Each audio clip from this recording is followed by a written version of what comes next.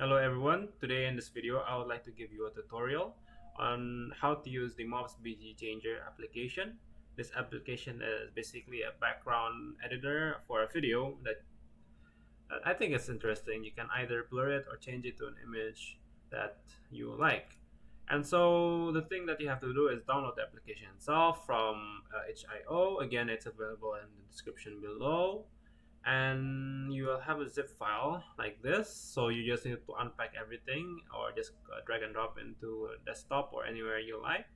And in the folder you will have the main.exe and this bb file, and these two files are important. And so you click the main.exe. There's no installation that's needed. It will take up some a few while to load the application, but it's normally fine if it takes quite a long time. Depends on your CPU also and GPU. And the UI, it will show like this. So I have a video that I want to edit, right? It's this video. As you can see, it's 5-second video, and I would like to edit the video to make it maybe change it to blurry.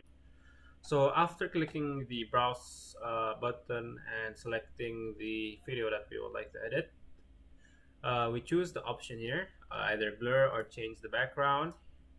And so since I want to change the background of this video and blur it out, so I click blur and we just need to execute.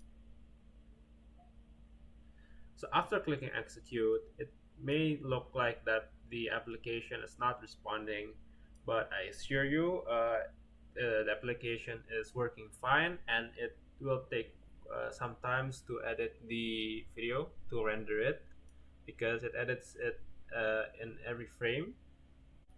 When the application has finished editing the video, the application will not show the not responding warning. And so you would open the file, the folder that you have extracted, and the output video is there. It's called if you blurred it, it's called the blurred video here. So you just click it and you see the difference in the.